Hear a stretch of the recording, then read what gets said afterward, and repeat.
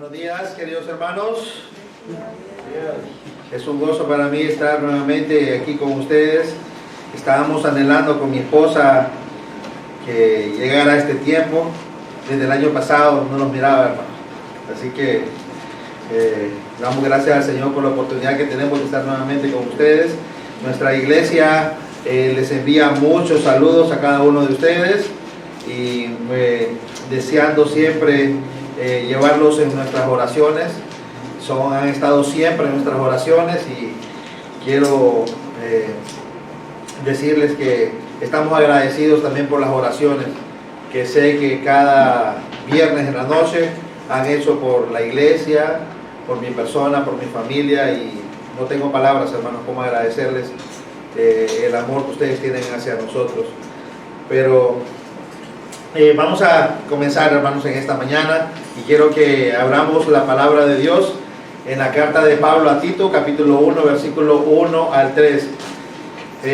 Con ayuda del Señor, pues mientras tengamos la oportunidad de estar visitando la iglesia y teniendo la oportunidad de predicar, creo que vamos a comenzar con la exposición de esta carta y vamos a ir consecutivamente según el tiempo que podamos. Ahí, cada vez que podamos estar con ustedes, vamos a continuar con esta secuencia. Vamos a comenzar entonces con la exposición de la carta de Pablo a Tito, capítulo 1, versículo 1 a 3.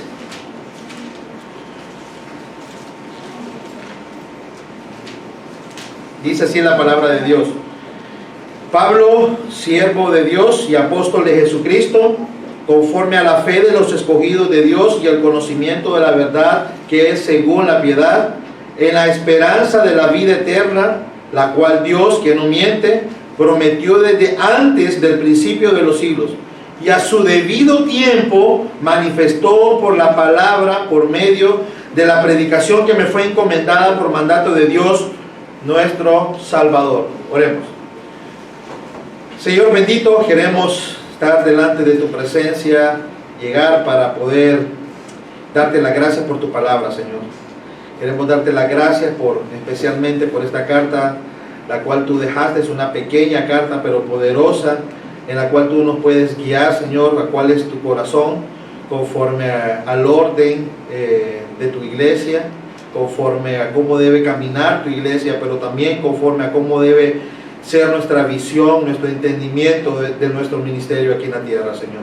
Señor, ayúdanos, Señor, en este día, no solamente a poder escuchar como las personas del mundo llegan a las iglesias a sentarse, a tomarse un tiempo para poder justificar su vida delante de ti, pero no llevar nada en su corazón y no ponerlo en práctica. Queremos que obres en los corazones de cada uno de las personas que escucharán tu palabra, que tú les des le abras el entendimiento para que ellos puedan entenderla, aplicarla en su corazón y que pueda ser de gran bendición para ellos. También ayúdame a mí, Señor. Quiero pedirte que tú me guíes, que tú dirijas cada uno de mis pensamientos, cada una de mis palabras, y que seas tú glorificándote en mi debilidad en esta mañana, Señor. En el nombre de Jesús. Amén. Y amén. Hoy en día, queridos hermanos, el perfil ministerial de un ministro del Evangelio es similar a la de una celebridad de los medios de comunicación. Eso no es algo nuevo lo que están escuchando. Todo el propósito principal, hermanos, de estos hombres es verse exteriormente superiores y lucir los mejores suites o sus mejores trajes y tener un perfil mucho más elevado que cualquier otro miembro en sus iglesias. Estos ministros son autodenominados apóstoles, los cuales prácticamente son idolatrados por sus seguidores.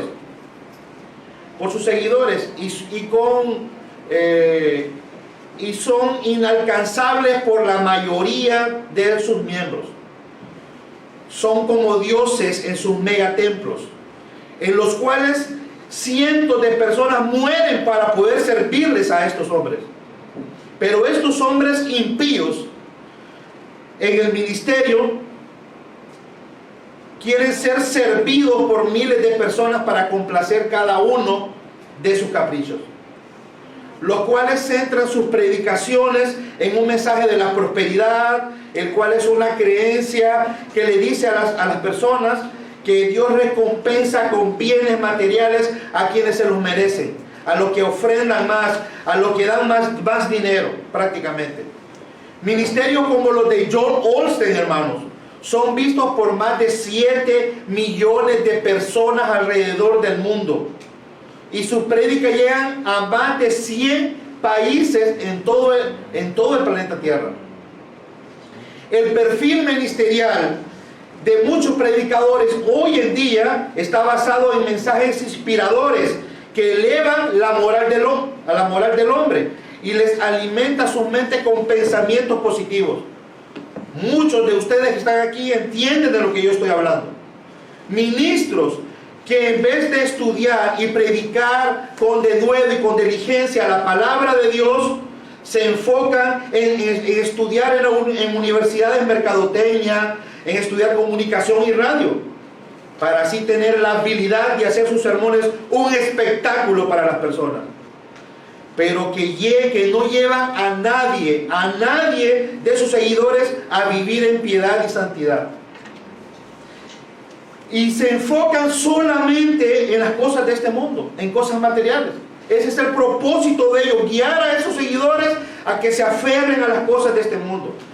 Y esta es la triste realidad que podemos ver en la esfera evangélica del mundo cristiano el día de hoy.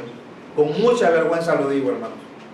Hoy por hoy se ha perdido la pureza del mensaje del evangelio. Los púlpitos, hermanos, están llenos de personas como Guillermo Maldonado en Miami, como Germán Ponce, Mario Tomás Barahona, Roy Santos, Alberto Solórzano, Santiago Medina, Evelio Reyes, aquí mismo en Honduras, como Sergio Enríquez y Jorge López y Cacho Luna en Guatemala. Hombres impíos que han diluido y falsificado el mensaje del evangelio para poder estar forrados de dinero y ser más potables a las personas, y así tener templos gigantescos y llenos de personas que en su mayoría no conocen al Señor. Es por eso, hermanos, es por eso que es tan importante y de vital urgencia hoy en día el estudio de esta carta. A raíz de todo lo que yo les estoy diciendo, es vital y es urgente que la iglesia del Señor Jesucristo hoy en día pueda estudiar la exposición de esta pequeña pero poderosa carta de Pablo a Tito, que contiene prácticamente un manual de eclesiología claro y preciso de cómo debe ser un ministro de Dios y el orden de su iglesia. La carta de Pablo a Tito está llena de la pureza del evangelio, hermano, del orden de la iglesia y de la vida piadosa que produce la predicación de la sana doctrina. Eso habla en 4 palabras la carta de Pablo a Tito. Antes de comenzar con la exposición, hermanos, quiero que, para entender un poco, quiero que hablemos del contexto de la carta.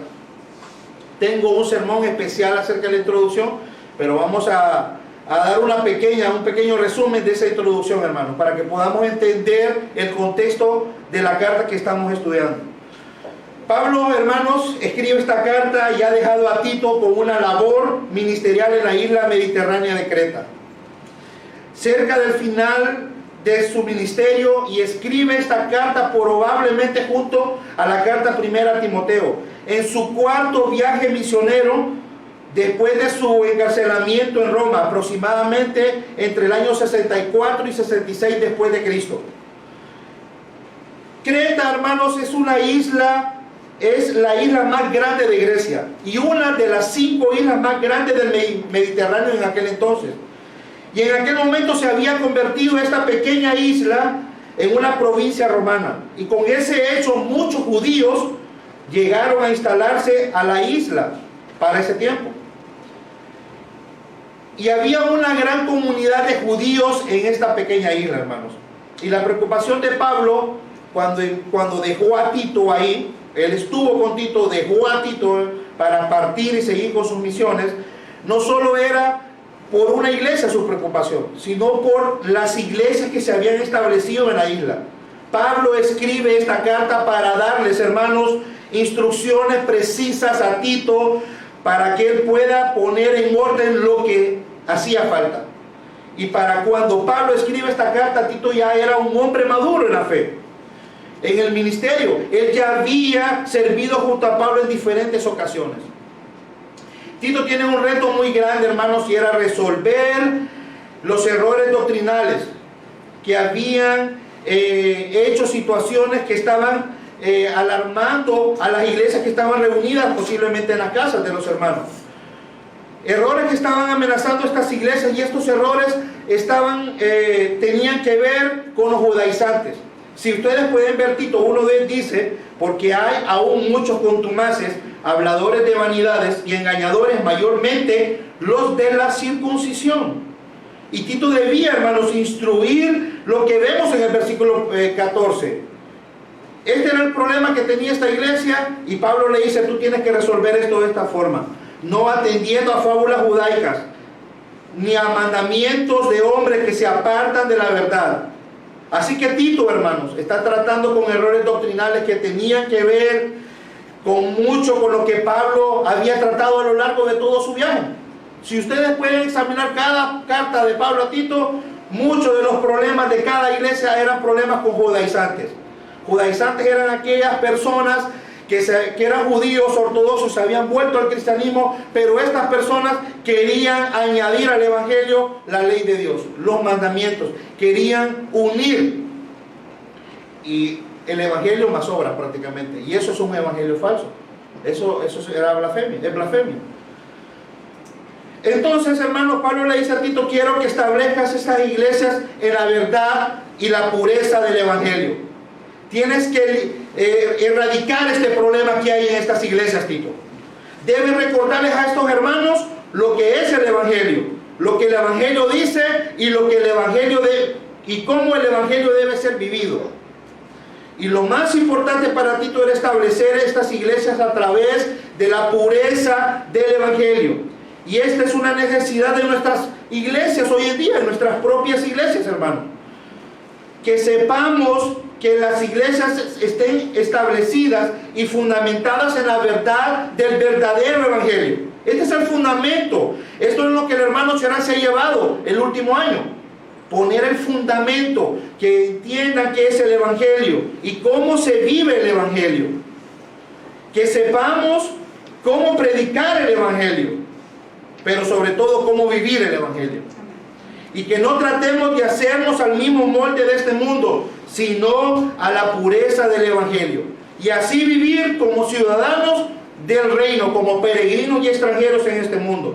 Solo así tendremos una iglesia para la gloria de Cristo.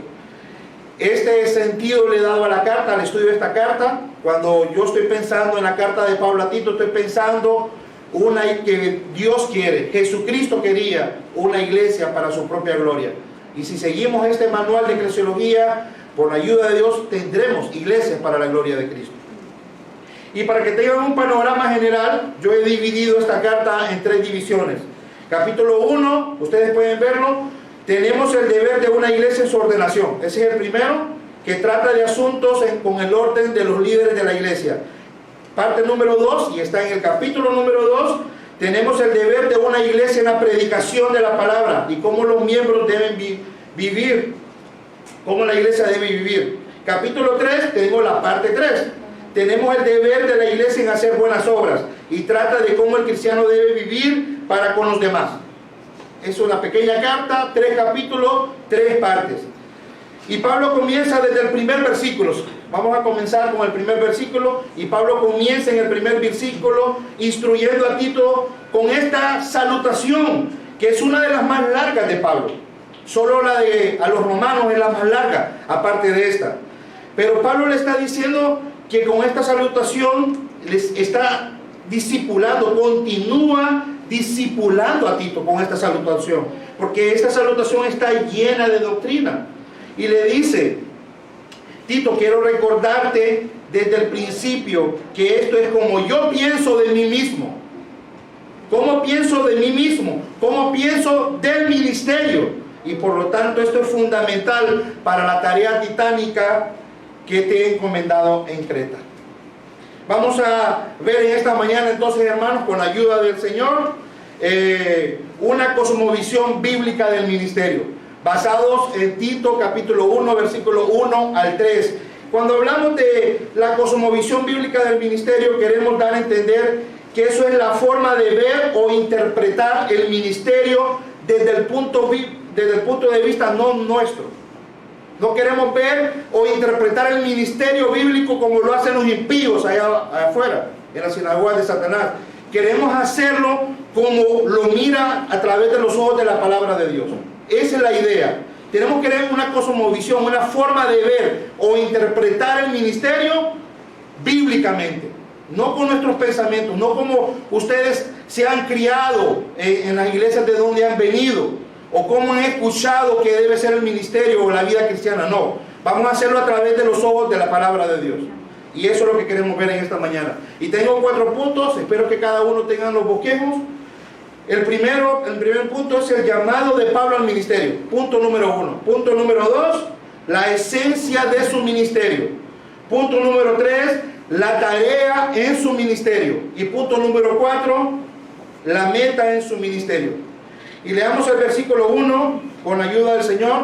Vamos a invitar a nuestro hermano Cherán, a ver si nos puede leer el versículo número 1 de la carta de Pablo a Tito. Capítulo 1, versículo 1.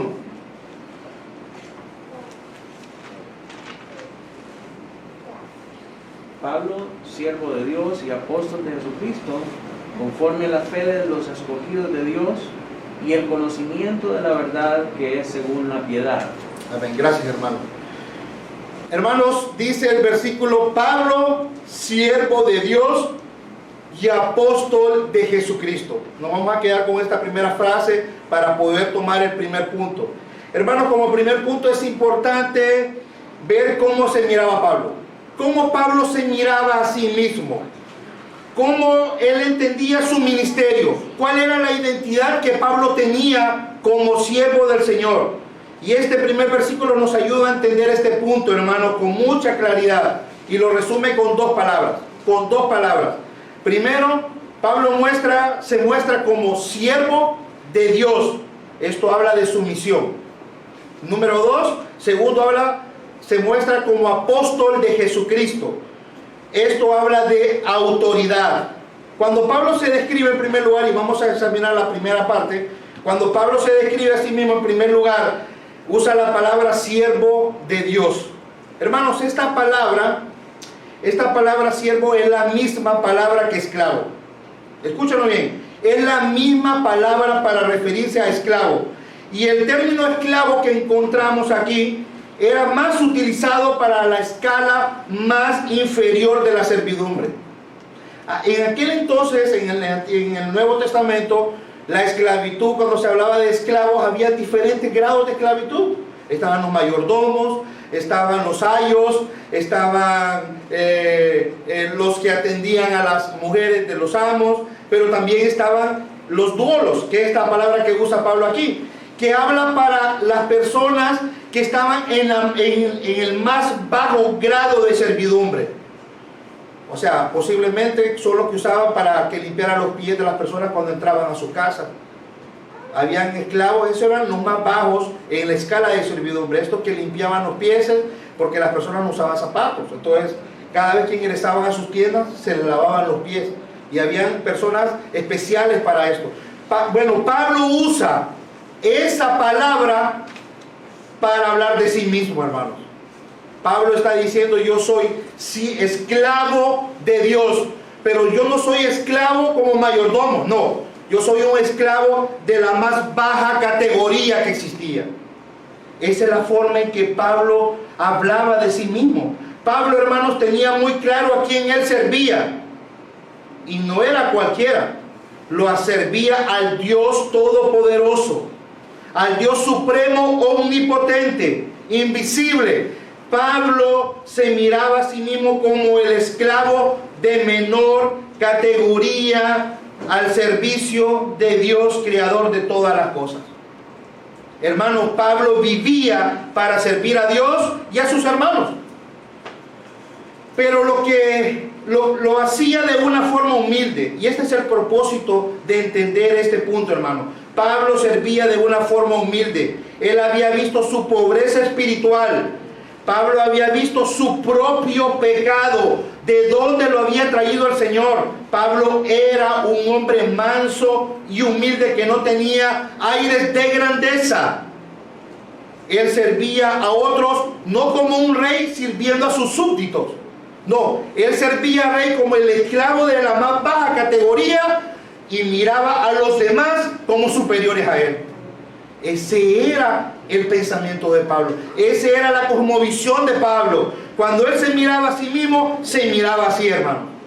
No como un rey sirviendo a sus súbditos, sino como un esclavo de menor categoría, viendo a los demás como mejores que él. Así vivía Pablo, hermano. Pablo era una persona humilde. Él pensaba así, él vivía así. No lo decía por estar de moda. Hoy muchos dicen: yo soy siervo de Cristo, pero no están entendiendo lo que están hablando. Ni lo entienden ni lo viven. Pero Pablo no era así. Pablo vivía así. Él no tenía un perfil alto como hoy en día muchos ministros quieren ser reverenciados y no pueden acercarse a ellos sin previo aviso. No puedes abrazarles, no puedes darles una palmadita en el hombro, porque ellos son más distinguidos que los demás. Realmente esto es una pena, porque estoy hablando que no solamente pasa esto, hermano, lamentablemente en las sinagogas de Satanás. Cuando yo hablo de sinagogas de Satanás, hablo de iglesias donde no predican el verdadero evangelio, simplemente. Y es lamentable porque hay hombres como estos, muy posiblemente en las mismas iglesias de nosotros, en iglesias bautistas reformadas. Hombres que han perdido su perfil, su cosmovisión bíblica y han apartado su ministerio de la palabra de Dios. Ellos quieren ser reverenciados. Ellos quieren vivir y estar a un mejor nivel que el resto de la iglesia. Pero no es así. Pablo no era así. Y Pablo no pensaba así, hermanos. Qué triste es ver a esta clase de personas pensando así de su propio ministerio, cuando Pablo era el apóstol que fue escogido por el Señor para proclamar el evangelio a los gentiles. Fue preparado personalmente por Cristo para servir y para ser revelado el misterio del evangelio más cara. Él fue encargado de discipular y establecer iglesias. Le vemos que habla de sí mismo como el más bajo de los esclavos en la escala de servidumbre. Alguien que había perdido por completo su voluntad y la había entregado a su amo. Recordemos que todo esto había sido por la gracia de Dios en la vida de Pablo, hermano. Esto es algo muy importante. No quiero que perdamos la perspectiva. Hermanos, cuando pensamos en Pablo, debemos recordar quién fue Pablo antes de su conversión. Pablo era un hombre arrogante, fariseo de fariseos, hebreo de hebreos, circuncidado al 8º día, del linaje de Israel, de la tribu de Benjamín, celoso en su religión, discípulo del gran maestro Gamaliel, perseguidor de la iglesia en su celo por obedecer, en cuanto a su práctica irreprensible de vida. Pero un momento, ¿estamos hablando de la misma persona? Estamos hablando, sí, hermano, estamos hablando de la misma persona. Estoy hablando de Pablo. Por supuesto que sí. Aquí podemos ver, hermanos, el evangelio, cómo el evangelio derriba la grandeza de los hombres y les da una nueva vida. Pablo, hermanos, ha dejado su perfil súper elevado para ahora describirse a sí mismo como el esclavo de más baja categoría de servidumbre que había en aquel momento. Entregado su vida y su voluntad a su nuevo amo. Gloria al Señor, hermano. Hermanos, si ustedes quieren saber qué tan radical es el nuevo nacimiento en la vida del hombre, miren la vida de Pablo. Si ustedes quieren saber qué tan radical y qué tan poderoso puede ser la obra del Espíritu en la vida de una persona, examinemos la vida de este hombre, hermano. Realmente es confrontante ver la obra de Dios en la vida de Pablo. Recordemos, hermanos, que antes Pablo había sido un esclavo de Satanás. Había sido un esclavo de Satanás, como dijo el hermano Cherán en la mañana. antes de comenzar. Pero ahora había sido comprado con sangre y vino a ser esclavo voluntario ligado a su nuevo dueño.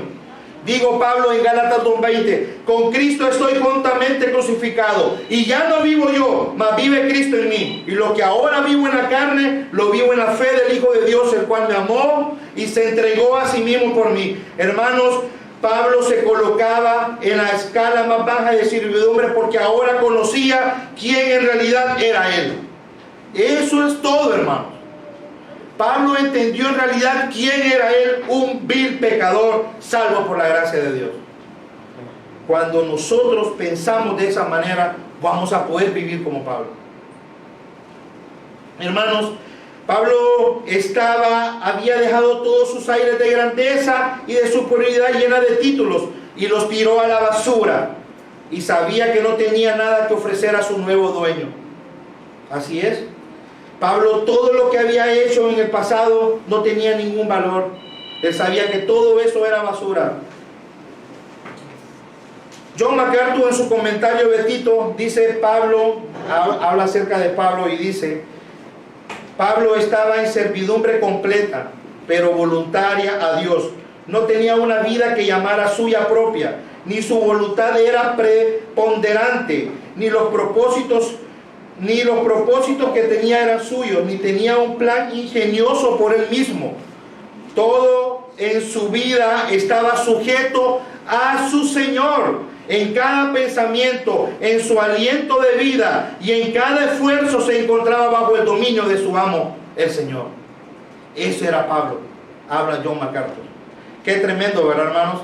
Cómo se hablaba de Pablo a sí mismo.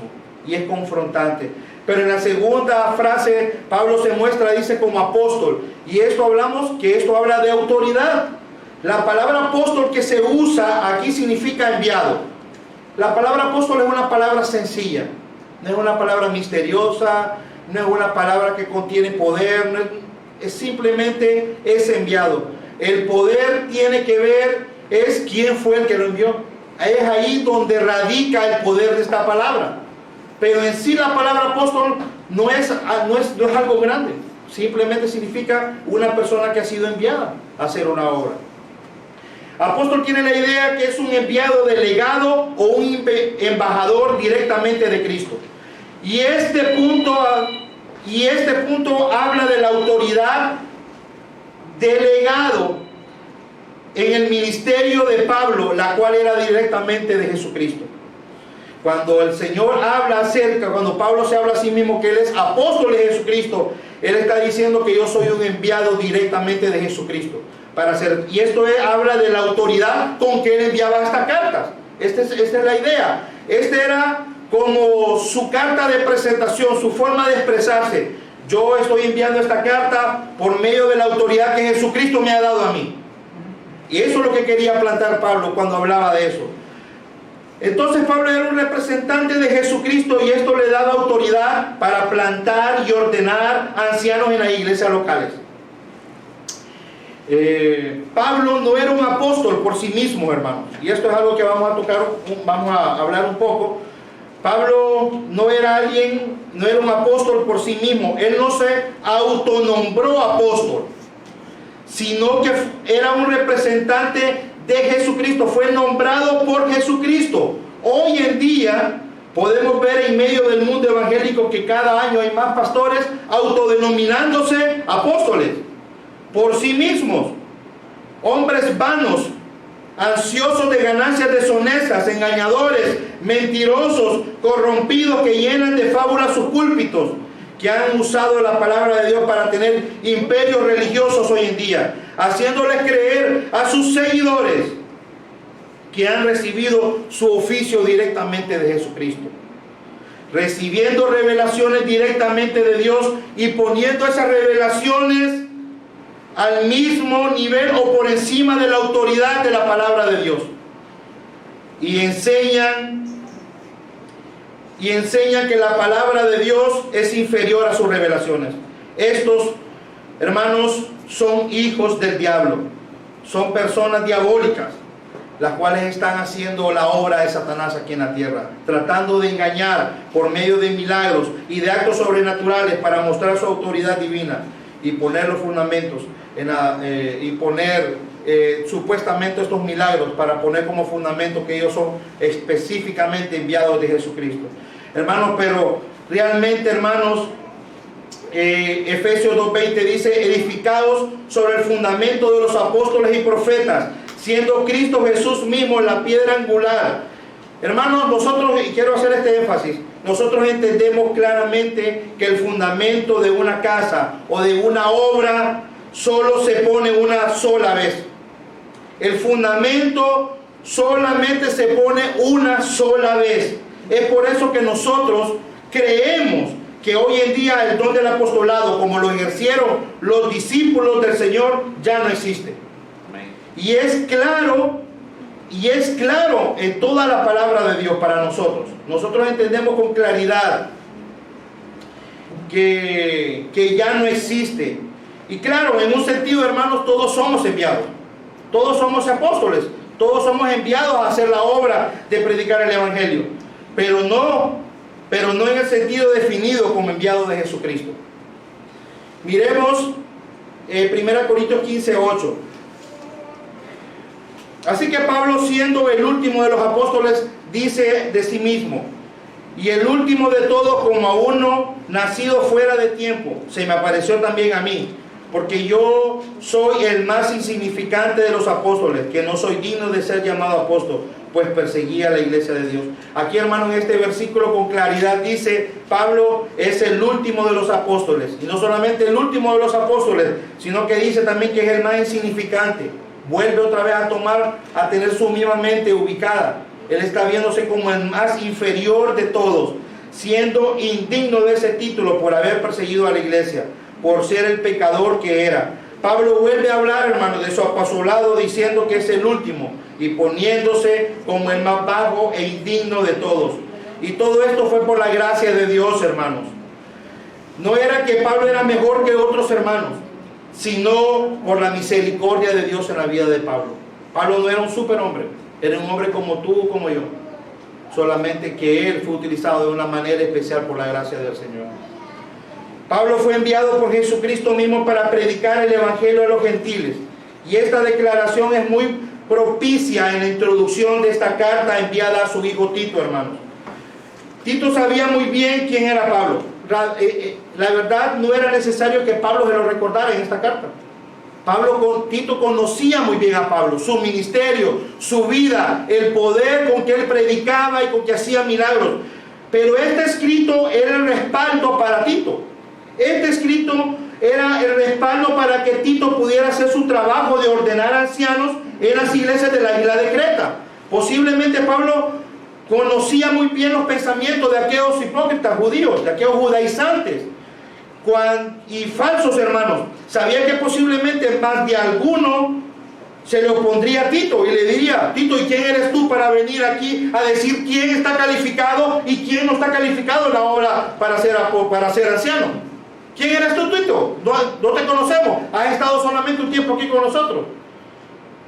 Pero Tito tenía la confianza de sacar en ese momento esta carta y decir con mucha confianza y mostrarla, porque todos conocían quién era Pablo.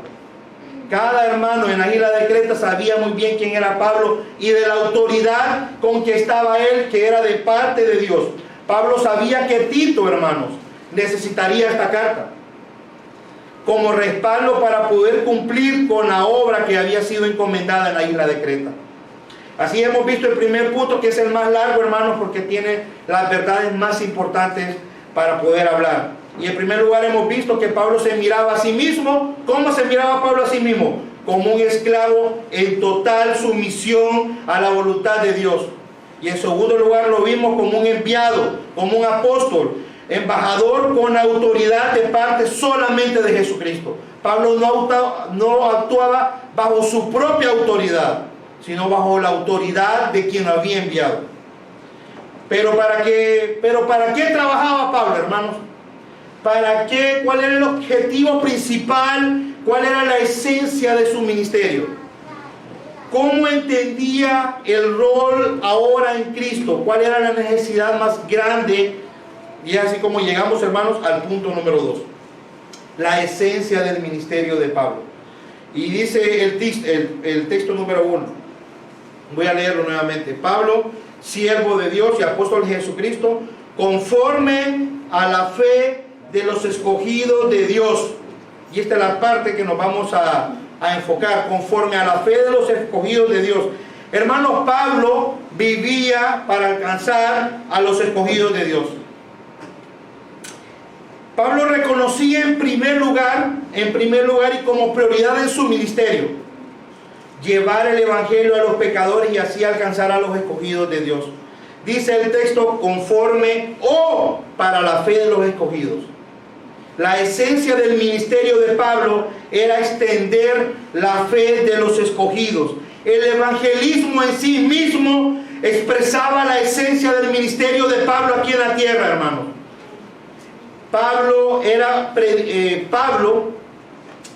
El trabajo de Pablo era predicar el evangelio a tiempo y fuera de tiempo, para traer a los escogidos de Dios a la fe en Jesucristo. Miremos, vamos a leer algunos versículos para que podamos ver que en todas las cartas, en la mayoría de las cartas, Pablo entiende muy bien. Esto no es una casualidad, hermano, lo que está hablando Pablo. Que Pablo en esta carta de Pablo a Tito está diciendo, mi ministerio principal es alcanzar a los escogidos de Dios, es predicar el evangelio. Dice Romanos 1:1, Pablo, si quieren no lo busque, voy a leer algunos textos. Pablo 1:1, Pablo, siervo de Jesucristo, escuchen bien, llamado a ser apóstol, apartado ¿para qué? Para el evangelio de Dios. Pablo entendía bien que esa era su misión, esa era la esencia de su ministerio. Romanos 1:15, así que en cuanto a mí, dice Pablo, pronto estoy ¿a qué? A reunirme con ellos para partir un pedazo de chuleta, no. Dice para anunciarnos el evangelio, para anunciarles el evangelio, porque es poder de Dios para salvación a todo aquel que cree. 1 Corintios 9:16 dice, pues si anuncio el evangelio no tengo por qué gloriarme, porque me es impuesta necesidad, dice Pablo, y ay de mí si no anunciar el evangelio. Pablo entendía con categoría que su esencia en su ministerio era la predicación del evangelio, no para ser un buen predicador, no para ser famoso en las redes sociales, no para ser un ministro adorado por su elocuencia, no, sino para alcanzar a los escogidos de Dios. Ese era el propósito que él tenía. Efesios 3:8 dice, a mí, dice Pablo, que soy menos que el más pequeño de todos los santos. Vuelve a ubicarse. Siempre Pablo en cada uno de sus cartas lo van a ver poniéndose como el más bajo de toda la congregación, como el más bajo de todos los pecadores, como el más grande de todos los pecadores y el más bajo de todos los miembros. Él sabía muy bien de dónde lo había sacado el Señor. Dice Efesios 3:8, a mí que soy el más bajo me fue dada esta gracia de anunciar entre los gentiles el evangelio de la inescrutable riqueza de Cristo. Hermano, Pablo amaba el evangelio, hermanos, que había recibido por gracia, y por gracia él daba a todas las personas. Por gracia. Y su trabajo, hermanos, era compartirlo con otros para que los escogidos de Dios pudieran ser salvos. Ese era su propósito principal. Pablo sabía que no había otra manera, hermanos. Escuchen bien. Pablo entendió muy bien que el único método, el único medio para que una persona pueda ser salvo aquí en la tierra, solamente por medio del mensaje del evangelio. Desde Génesis 3:15 hasta Apocalipsis, la salvación es solamente por fe, solamente por gracia y solamente por medio de Jesucristo. Y Pablo lo sabía muy bien. Él no iba a pararse a una sinagoga a hablar de su vida. Pablo no se paraba en la sinagoga a hablar cómo le había ido en su viaje anterior. Pablo se paraba a predicar a Cristo y a Cristo resucitado, porque sabía que era la única forma y el único mensaje para salvar a los escogidos de Dios. La gran responsabilidad impuesta en los hombros de Pablo no había sido por Dios. Él había visto de dónde lo había sacado Dios. Él sabía que esa necesidad era impuesta por ver su propio pecado, por ver la necesidad que otros tienen del Evangelio. Así como él estaba perdido, había muchos más perdidos, y él necesitaba alcanzarlos. Hermano, Pablo pensaba, vivía, respiraba, platicaba y predicaba el mensaje del Evangelio. Pablo sabía muy bien que el método que Dios había revelado para salvar a sus escogidos era el mensaje de Dios, el Evangelio. Pero ¿qué quiso decir Pablo con esta frase, los escogidos de Dios? Muchos pueden estar pensando, pero la mayoría, pues yo creo que lo tienen muy claro, pero para los que no entienden, ustedes podrán decir, ¿qué es eso de alcanzar a los escogidos de Dios? ¿Qué es eso de alcanzar a los... ¿Qué significa los escogidos de Dios? Bueno, hermanos y amigos, significa que Dios quiere dar gracia salvadora por medio de Jesucristo sobre un cierto número de personas, las cuales Él escogió desde antes de la fundación del mundo para que sean salvas, únicamente por gracia, únicamente por fe y únicamente por medio de Jesucristo. Y que el resto de la humanidad, después de la caída de Adán, les dejó Dios con toda justicia continuar en sus pecados, por lo cual de forma justa sufrirán muerte eterna, que es el pago merecido. Amén. Cuando nosotros hablamos de escogidos, hablamos de esto, de personas que fueron elegidas de antes de la fundación del mundo para que sean llamados por medio del Evangelio para ser hijos de Dios. Eso es, a eso nos referimos. Y Pablo claramente, incansablemente habló acerca de esta doctrina de la elección incondicional. Está en todas sus cartas. Romanos 8:28 dice, y sabemos que a los que aman a Dios todas las cosas les ayudan bien. Les ayudan a bien. Esto es, a los que conforme a sus propósitos son llamados. 8:29, porque a los que antes conoció, también los predestinó para que fuesen hechos conforme a la imagen de su Hijo, para que Él sea el primogénito entre muchos hermanos. Y a los que predestinó, a estos también llamó. Y a los que llamó, a estos también justificó. Y a los que justificó, a estos también glorificó. ¿Quién acusará a los escogidos de Dios? Dios es el que justifica. Efesios 1:3, bendito sea el Dios y Padre de nuestro Señor Jesucristo, que nos bendijo con toda bendición espiritual en los lugares celestiales en Cristo. Escuchen bien, según nos escogió en Él, en Cristo, antes de la fundación del mundo, para que fuésemos santos y sin manchas delante de Él, en amor, habiéndonos predestinado para ser adoptados hijos suyos, por medio de Jesucristo, según el puro afecto de su voluntad. Segunda Tesalonicenses 2:13, pero nosotros debemos dar gracias siempre a Dios respecto a vosotros. Pablo le está diciendo, debo dar gracias siempre a Dios por ustedes, hermanos amados por el Señor, de que Dios, escuchen bien, os ha escogido desde el principio para salvación. Pablo, refiriéndose a los hermanos de Tesalónica, mediante la santificación por el Espíritu y la fe en la verdad. Segunda Timoteo 2:10, por tanto todo lo soporto, dijo Pablo, por amor a los escogidos, para que ellos también obtengan la salvación que es en Cristo Jesús en gloria eterna. Hermanos, Pablo amaba la doctrina de la elección, ya que aquí se puede ver de una manera sobrenatural la misericordia de Dios. En la elección de los escogidos de Dios, hermanos, lo que Pablo y lo que yo y lo que cualquier hermano puede ver es la misericordia de Dios, cómo Dios escoge a pecadores depravados que merecen el infierno para ser salvos. Lo que vemos en la elección es misericordia, hermano. No hay injusticia, es misericordia. Nosotros merecemos ir al infierno. Nosotros merecemos estar ahorita en el infierno. Así que Pablo entendía muy bien esta doctrina. Pero algo muy importante de resaltar es que Pablo no pensó como aquellos hipercalvinistas que han escuchado ustedes, los cuales en sus locuras piensan, ¿para qué debemos predicar si Dios ya tiene preparado y escogido a sus hijos? No sé si han escuchado a un loco hablar así, pero hay personas que están hablando así de esta manera. ¿Para qué vamos a predicar si ya han sido escogidos sus hijos? Hermanos, esa es una completa ignorancia y desobediencia al mandato de Dios de predicar el Evangelio. Amén. Pablo no tenía ningún problema, hermanos, para conciliar la doctrina de la soberanía de Dios en la salvación de los pecadores y al mismo tiempo la responsabilidad humana que tenemos de predicar el Evangelio y de los hombres en creer y obedecerlo. Pablo lo tenía con muy claridad y nosotros lo tenemos con mucha claridad.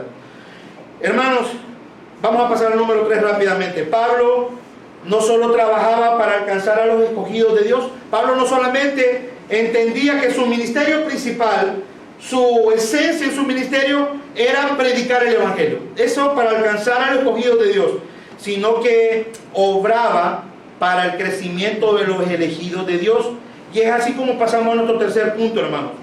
La tarea en su ministerio. La tarea en su ministerio. Dice el texto, versículo número 1. Pablo, siervo de Dios, apóstol de Jesucristo, conforme a la fe de los escogidos de Dios, y esta es la parte que nos toca ahorita, y el conocimiento de la verdad que es según la piedad, conforme a la fe de los escogidos de Dios y el conocimiento de la verdad que es según la piedad. Hermanos, la tarea de Pablo no terminaba con predicar el Evangelio. Y esto es un problema que existe muy a menudo en las iglesias hoy en día. Se dedican a andar predicando el Evangelio por todos lados y dejando hijos espirituales por todos lados. Eso no era. Pablo no entendía así su ministerio. Escuchen muy bien.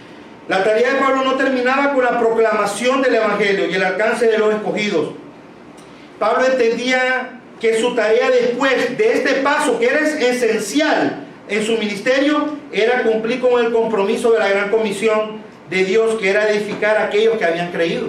Edificar y enseñarles a aquellos que habían creído todas las cosas, como lo vemos en Mateo 28. Y hacer discípulos a todas las naciones, bautizándolos en el nombre del Padre, del Hijo y del Espíritu Santo, y enseñándoles todas las cosas. No les dice, vayan, predican el Evangelio y déjenlos así. No, enseñándoles todas las cosas. Pablo entendió muy bien cuál era su ministerio. Después de predicar el Evangelio, él entendía muy bien que era enseñarles todo el consejo de la palabra de Dios para que pudieran ser santificados. Este es el otro punto que habla esta parte. No solamente era enseñarles las cosas, sino que para que ellos pudieran vivir en santidad. Pablo no trabajaba solo para llevarles el Evangelio a los escogidos de Dios, sino también para instruirlos en la fe. Estos que habían creído, hermanos, necesitaban ahora crecer en gracia y en el conocimiento de la verdad. Dios quiere, hermanos, que sus hijos lleguen al pleno conocimiento de la verdad. Esta convicción estaba firme en la vida y en el ministerio de Pablo. Pablo, hablándole a Timoteo, hermanos, le dice que el deseo de Dios es que todos los hombres sean salvos, dice en primer lugar, y vengan al conocimiento de la verdad. No separemos, no se puede separar esta verdad. Primera Timoteo 2:4, salvación y edificación. El propósito de Pablo era llevar el Evangelio a los escogidos y después que esto creían, educarlos, guiarlos para que ellos pudieran tener vidas piadosas, instruirlos en todas las cosas que Cristo había mandado. ¿Para qué, hermanos? Para que ellos pudieran tener una vida piadosa. Dice 1 Pedro 2:9, mas vosotros sois linaje escogido, real sacerdocio, nación santa, pueblo adquirido por Dios, para que anunciéis las virtudes de aquel que os llamó de las tinieblas a la luz admirable. Hermanos, la edificación de los escogidos de Dios era la meta clara en el ministerio de Pablo. Pablo no lo quería llevar al pleno conocimiento de la verdad para tener un montón de cerebritos en la iglesia. Ese es otro punto importante. Pablo no quería enseñarle todas las cosas que le habían sido reveladas por medio de Jesucristo a los escogidos de Dios simplemente para tener la iglesia llena de teólogos. No, ese no era el propósito. Pablo no quería enseñarles los misterios que habían recibido, que habían sido revelados para tener una iglesia llena de teólogos, como les dije. Lo que Pablo deseaba y era su meta era llevarlos a la verdad que es según la piedad, hermanos. Miremos unos versículos más adelante, Tito 2:11. Porque la gracia de Dios se ha manifestado para salvación a todos los hombres, enseñándoles que renunciando a la impiedad y a los deseos mundanos, vivamos en este siglo sobria, justa y piadosamente, aguardando la esperanza bienaventurada y la manifestación gloriosa de nuestro gran Dios y Salvador Jesucristo, quien se dio a sí mismo por nosotros para redimirnos. Escuchen bien cuál es el propósito, hermano: de toda iniquidad, y purificar para sí un pueblo propio, celoso de buenas obras. Hermanos, esta es la enseñanza de toda la palabra de Dios. Esto no es aquí no estamos escuchando nada nuevo, hermano. Esta es la enseñanza de toda la palabra de Dios. La sana doctrina produce santidad. La sana doctrina produce santidad. Recordemos este punto muy importante, hermano. La fe cristiana da como resultado la verdadera santidad y está diseñada para conducir a los escogidos de Dios a la verdadera piedad práctica. Ser hombres instruidos en la fe exige pureza de vida también, hermanos. Amén. Escúchenlo bien. El propósito del conocimiento de la verdad es producir la piedad en la vida de la iglesia. Y el instrumento que Dios utiliza, ¿cuál es? Es su palabra.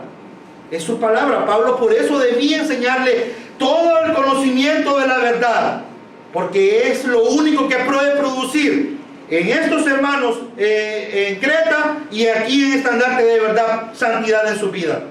Por eso se predica la palabra de Dios. Quiero hacerles una pregunta, hermanos. ¿Por qué se reúnen para escuchar la palabra de Dios cada miércoles en la noche? ¿Por qué los jóvenes de la iglesia de Estandarte reciben un discipulado los sábados en la tarde? ¿Por qué se reúnen en la escuela dominical los domingos por la tarde? ¿Por qué nos reunimos cada primer día de la semana? ¿Por qué estamos aquí en esta mañana predicando la palabra de Dios, hermanos? ¿Saben por qué, hermanos? Porque es la única forma en que Dios ha establecido para nuestra santificación, y es la predicación de la palabra de Dios. Por eso predicamos la palabra, para que esa palabra produzca en ustedes, hermanos, vidas santas y piadosas. Ese es el objetivo del pastor Manuel Cherán. No es llenar esta iglesia con teólogos que sepan al 100% de las doctrinas de la gracia. Es tener miembros que vivan en piedad y santidad producida no por el hermano Cherán, sino por la palabra de Dios. Amén. Eso es algo muy importante, hermano. Efesios 4:14 dice, para que ya no seamos ¿qué? Porque es necesario que las personas conozcan, entiendan la palabra de Dios. Porque es necesario, hermano, que usted crezca en el conocimiento de la verdad. Dice Efesios 4:14, para que ya no seamos niños fluctuantes, hermanos, llevados por doquiera de todo viento de doctrina, por estratagema de hombres, que para engañar emplean con astucia las artimañas del error, sino que siguiendo la verdad en amor, crezcamos en todo aquel que es la cabeza, esto es, Cristo. Hermanos, conducirlos al pleno conocimiento de la verdad es llevarlos a estar firmes también en la fe. Y así no ser engañados fácilmente por tanto maestro falso que abunda en el mundo y aquí mismo en San Pedro Sula. Dios quiere un pueblo con conocimiento pleno de Él y de su palabra. Nuestro gran Dios y Salvador no quiere ignorantes que sean arrastrados por cualquier doctrina de hombres. Recordemos, hermanos, que solo siguiendo la verdad los elegidos pueden crecer. Y un punto, hermanos, muy importante que no quiero pasar es que el evangelio, escuchen bien, el evangelio que no produce santidad en la vida no es el evangelio verdadero. Escuchen bien, siempre la predicación del verdadero evangelio de Jesucristo producirá vidas transformadas que empezarán a crecer en santidad y piedad. Todo aquel que ha sido justificado siempre es santificado, hermano. Amén. Nadie puede decir que yo he sido justificado y no vivir en santidad. Ese es el peor engaño que usted puede pensar. Nadie puede decir que yo soy cristiano, pero yo vivo la vida como se me da la gana. Eso no existe en la palabra de Dios. Amén. El Evangelio produce como resultado en la vida de aquellos que son alcanzados por Él, vidas santas y piadosas. Dios no anda convirtiendo hijos para que sigan viviendo a su manera, no. Dios anda salvando a pecadores para ponerlos aparte para la honra y gloria de su nombre. Amén. Así de claro. Escuchen bien. Mirar a un cristiano verdadero, hermanos, es mirar a una persona apartada del pecado. Así de sencillo. Y creciendo en amor para con Dios y con los demás. ¿Eso significa piedad? ¿Quieren saber qué es piedad? Es crecer en amor para con Dios y con los demás, hermanos. Eso es piedad. Pablo no trabajaba simplemente para llevarles el Evangelio, sino que ya vimos que su tarea era también edificarlos y fundamentarlos en la verdad, porque sólo así, hermanos, los escogidos podían conformarse a la imagen de su nuevo amo, de Jesucristo su Salvador.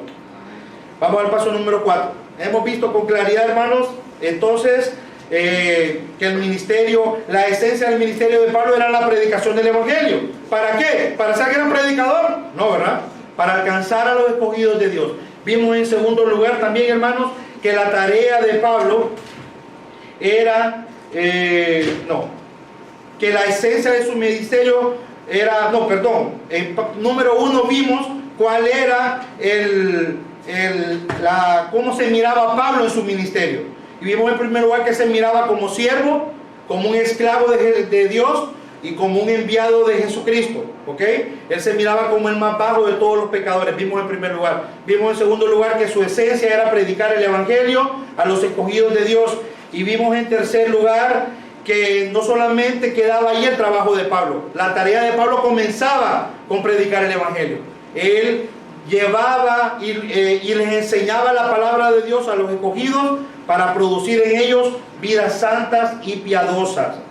Y número 4, la meta en su ministerio. Vamos a leer los siguientes versículos. Versículo número 2. En la esperanza de la vida eterna, la cual Dios, que no miente, prometió desde antes del principio de los siglos, y a su debido tiempo manifestó su palabra por medio de la predicación que me fue encomendada, por mandato de Dios nuestro Salvador. En la esperanza de la vida eterna, la cual Dios, que no miente, prometió desde antes del principio de los siglos. Pablo tenía como meta final, hermanos, llevarlos a la esperanza de la vida eterna. Eso era el ánimo y la meta final con el cual él estaba trabajando con los escogidos de Dios. Que ellos pudieran tener una esperanza real de vida eterna. Pablo sabía que la finalidad de su ministerio era llevar ánimo, consuelo en avance de una esperanza garantizada por Dios de vida eterna. Pablo quería que los escogidos de Dios supieran que no estamos en este mundo sin esperanza, hermano. Esa es la finalidad de Pablo. Todo el fundamento de Pablo en su ministerio tenía como meta llevar a los creyentes a pensar, confiar en la realidad de que cada uno alcanzaría la vida eterna. Y cuando Pablo, esto quiero hacer un énfasis, hermano, cuando Pablo habla de la esperanza, no tiene la idea de incertidumbre. Cuando Pablo está hablando aquí de la esperanza de la vida eterna, aquí esta palabra esperanza no tiene la idea de incertidumbre. Recordemos que en el momento que confiamos en Jesucristo para el perdón de nuestros pecados y nos arrepentimos delante de Dios, tenemos vida eterna. Como posición presente, hermano, actual, la vida eterna es inmediata. Mire lo que dice Juan 5:24. De cierto os digo, el que oye mi palabra y crea al que me envió, tiene vida eterna. No vendrá condenación, mas ha pasado de muerte a vida. Hermanos y hermanas, si usted ha depositado su confianza únicamente en Jesucristo, usted tiene, no tendrá, usted tiene vida eterna. Y esta es una verdad que no tiene que tener dudas en su mente. Esto no es negociable, esta verdad no es negociable y tampoco es algo incierto, es una realidad concreta en el alma de un hijo de Dios. Lo pondré en una ilustración. Supongamos que el hermano Douglas, voy a usar el hermano Douglas que tengo aquí, mi amado hermano Douglas. Imaginemos que el hermano Douglas va a ser padre de un hermoso bebé, pero el hermano es millonario.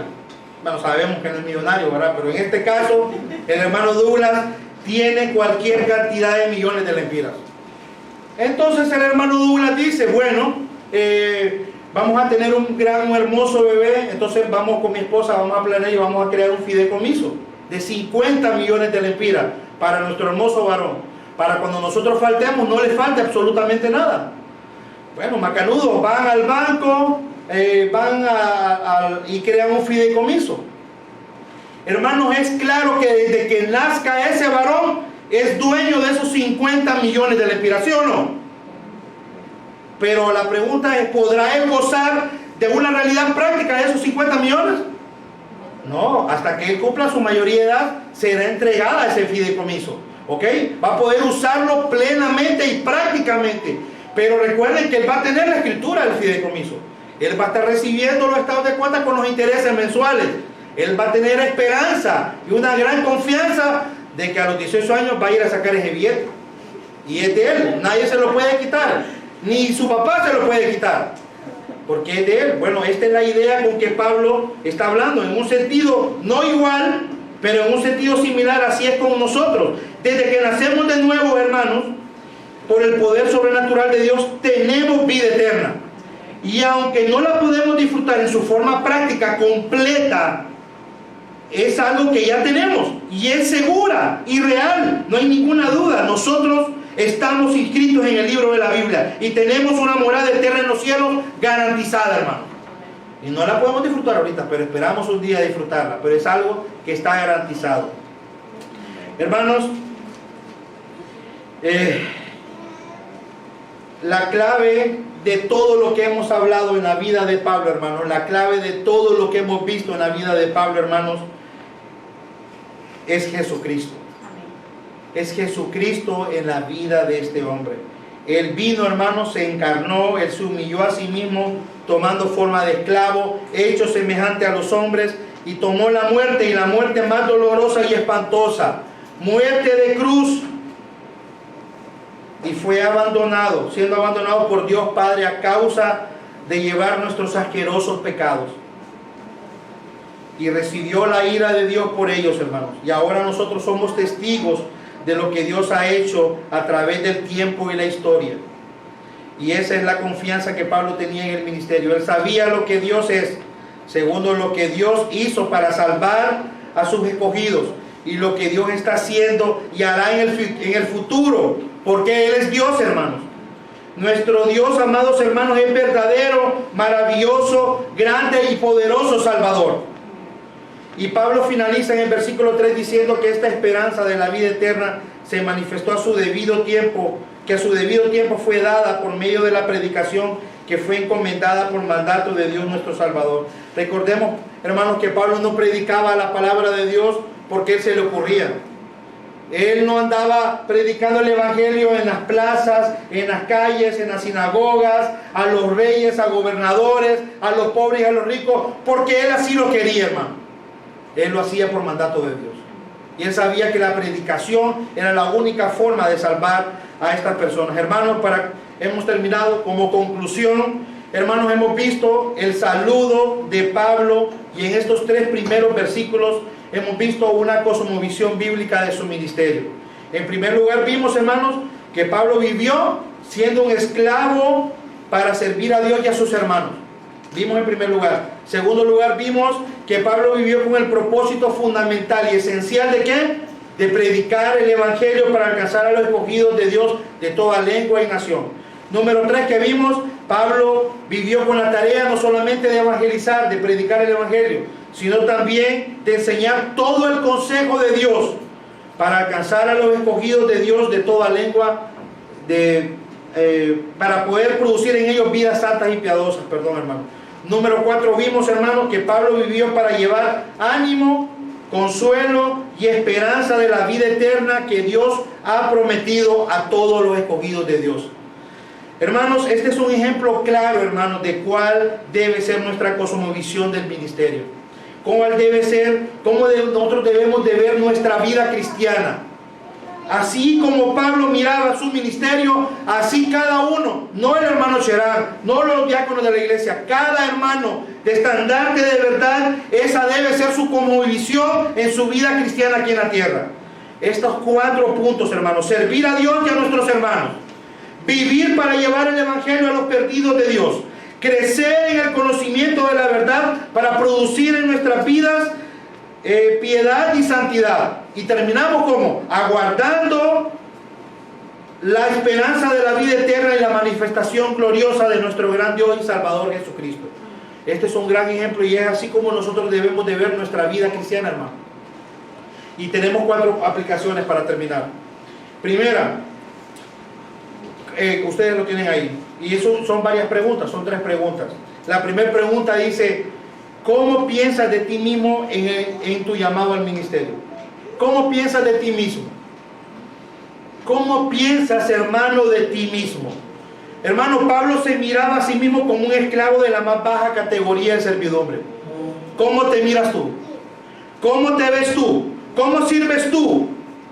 Si limpias las sillas, si lavas los baños, si le das jalón a otros hermanos, si pones tus bienes al servicio del Señor, aún si predicas la palabra. ¿Cómo nos vemos a nosotros mismos, hermano? ¿Nos vemos como esclavos o nos vemos como gran cosa? Hermanos, examina el corazón con que estás sirviendo en esta iglesia, porque es posible que estés haciendo mucho aquí y allá, pero lo haces como un rey sirviendo a sus súbditos. No, es que yo voy aquí el mero, yo soy el mejor de todos y por eso tengo que estar sirviendo. Esa no es la actitud, hermano. Ten mucho cuidado que estés sirviendo como un rey, no como un esclavo, porque los reyes pueden estar sirviendo para sentirse mejor que otros, pero un esclavo lo hace porque sabe que solo eso puede hacer y no merece absolutamente nada más. Hermanos, ¿será que tenemos un mejor concepto de nosotros mismos? Realmente, examinemos nuestros corazones. ¿Será que nosotros tenemos un mejor concepto de nosotros mismos? ¿O en verdad lo haces pensando que no mereces servir al Señor y que eres el más grande pecador e indigno de servir en estandarte de verdad? Hermanos, sigamos este gran ejemplo de Pablo. Pablo pensaba, vivía, servía, pensando que era el más bajo de todos los pecadores. Y él miraba el ejemplo por excelencia ¿de quién? De nuestro Señor Jesucristo. Pablo dio su vida por servir a sus hermanos, pero Cristo dio su vida por nosotros, hermanos. Él murió por nosotros. Pablo dio su vida para servir. Cristo Dios murió por nosotros. Pablo vivió por nosotros y Cristo murió por nosotros. Es nuestro mayor ejemplo por excelencia. Número 2, segunda pregunta, hermanos. ¿Qué lugar ocupa en tu vida el compartir el evangelio a los perdidos? ¿Qué lugar ocupa en tu vida? ¿Es esencial como era esencial en la vida de Pablo? ¿Tienes como propósito, hermano, principal, fundamental en tu vida la proclamación del evangelio? Hermano, y dejémonos de hipocresía. ¿Realmente eso es tu prioridad en tu vida? ¿Esa es la esencia de tu vida, predicar el evangelio? Contéstate ahí mismo donde estás sentado. ¿Vives para alcanzar a los perdidos de Dios? Hermanos, es triste, hermano, que hoy en día nosotros vivamos un cristianismo tan sutil, tan leve, tan fuera de la palabra de Dios, que venimos cada domingo aquí a sentarnos y vamos a nuestras casas, vivimos una semana absolutamente alejados del evangelio y ni tan siquiera le predicamos a nadie el evangelio durante la semana. Hermano, si tu esencia de ministerio, si tu esencia como cristiano, si tu fundamento principal es predicar el evangelio, quiero que me respondas algo. ¿Cuándo fue la última vez que le predicaste el evangelio a una persona? Hermano, ¿cuándo fue la última vez que te sentaste y con dolor en tu alma le dijiste: amigo, estás perdido, necesitas a Cristo? ¿Cuándo fue la última vez?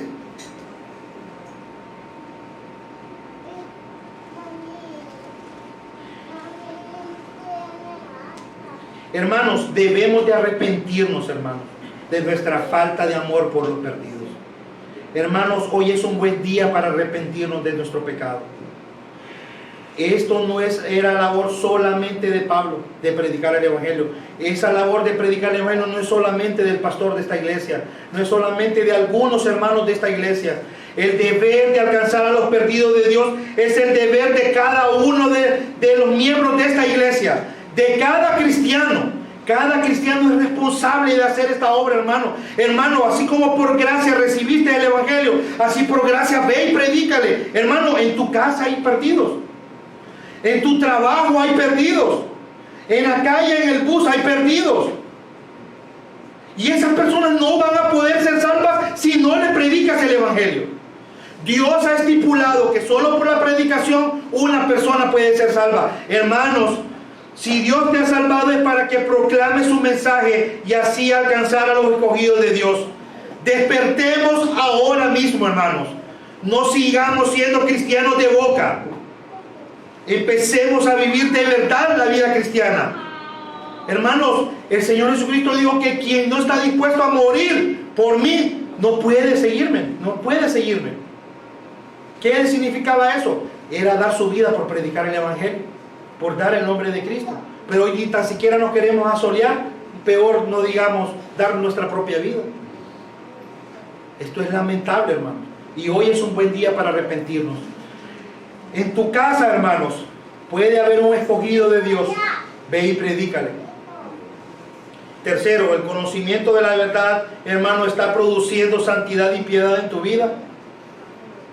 El conocimiento de todo lo que has escuchado en el resto de este día tiene el propósito en tu vida de tomarlo y producir santidad y piedad en tu vida. Piensa un momento conmigo, hermano. ¿Cuánto llevas en Estandarte de verdad? ¿3 meses?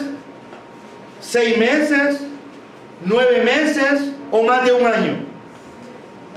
Hermano, la pregunta no es cuánto tiempo llevas en Estandarte de verdad. Es, hermano, ¿estás creciendo en santidad? ¿Estás creciendo en santidad? Porque estamos seguros que estás creciendo en el conocimiento. Si sigues el plan que el hermano Manuel Cherán ha puesto, estamos seguros que vas a crecer intelectualmente, que vas a crecer. Pero la pregunta del $1.000.000 es: todo el conocimiento de la verdad, de la palabra de Dios que has escuchado en todo este tiempo y Estandarte de verdad, ¿te ha llevado a crecer en santidad, la cual es manifestada en una vida piadosa? Esa es la pregunta del $1.000.000. ¿Ha producido todo el conocimiento, toda la palabra de Dios que has escuchado en este tiempo, ha producido en ti santidad? ¿O sigues viviendo igual o peor que antes? Déjame decirte que si el Evangelio no ha producido en ti una vida piadosa y santa, no eres un cristiano verdadero. Ningún cristiano verdadero puede estar 6 meses, 9 meses, un año escuchando la palabra de Dios y siendo el mismo. Es imposible, hermanos.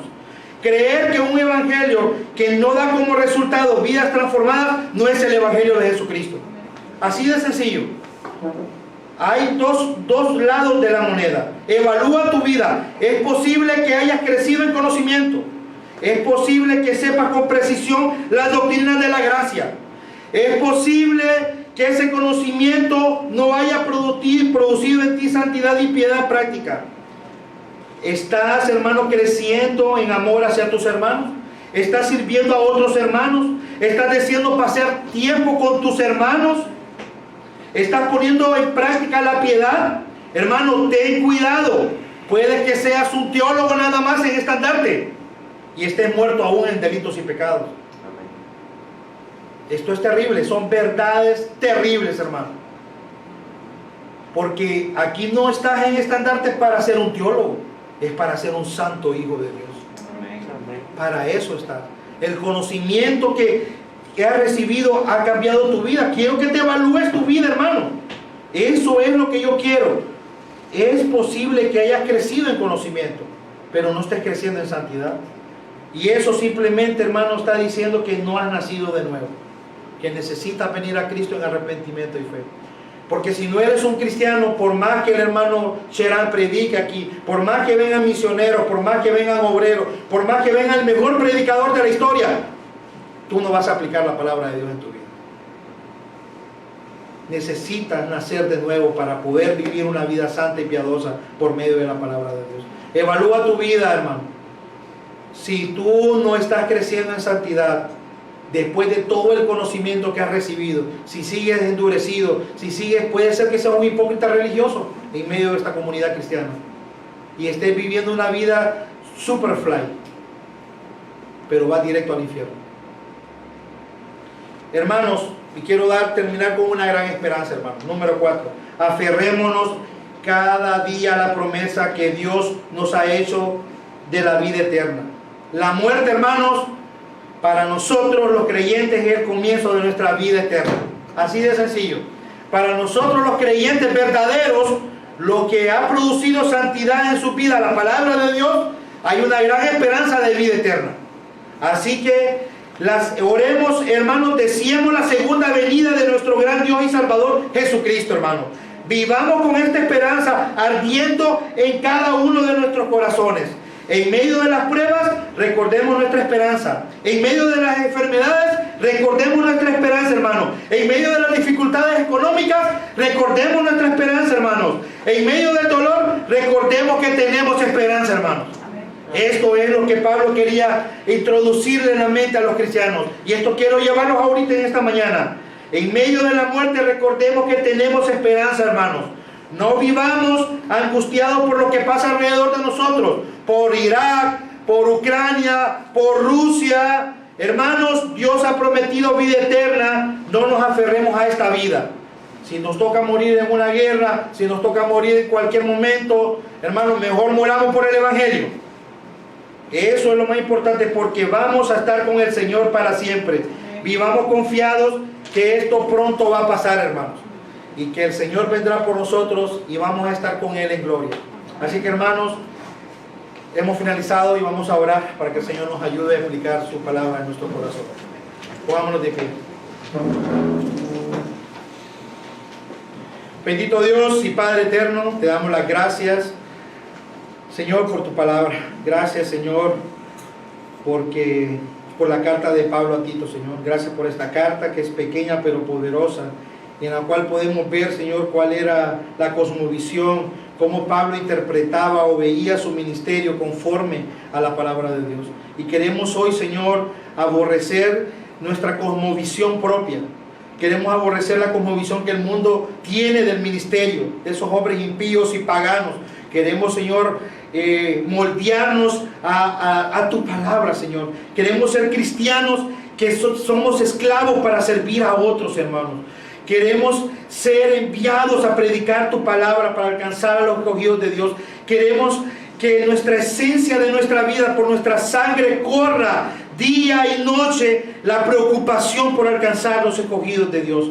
Pero también, Señor, por ser discípulos que hacen discípulos.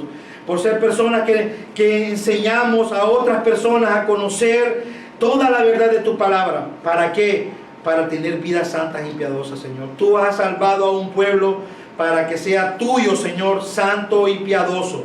Tú no salvaste a un pueblo para que viva como quiera, sino para que viva como tú quieres que viva, Señor. Ayúdanos, Señor, a aplicar tu palabra, que las verdades que escuchamos cada domingo, cada miércoles, cada sábado, Señor, no seamos, Señor, como un hipócrita religioso que se siente, escuche, sale del lugar sin aplicar absolutamente nada. Queremos ser hijos verdaderos. Queremos aplicar tu palabra, queremos crecer en santidad y en piedad. Queremos ser un pueblo tuyo propio, celoso de buenas obras, Señor. Señor, y sobre todo queremos vivir confiados en la esperanza prometida de la vida eterna que tú nos has dado, Señor. Gracias, Señor. Gracias por tu palabra. Bendice esta iglesia, Señor. Bendice a cada hermano. Y si hay alguna persona aquí que no te conoce, que a pesar de que ha escuchado sermón tras sermón, estudio tras estudio, discipulado tras discipulado, sigue con su corazón endurecido y viviendo en pecado, Señor. Oramos para que tú les salves, Señor. Les des vida nueva, les des un nuevo corazón y él pueda ser un hijo tuyo verdadero, Señor, para amarte y adorarte en espíritu y en verdad. En el nombre de Jesús. Amén.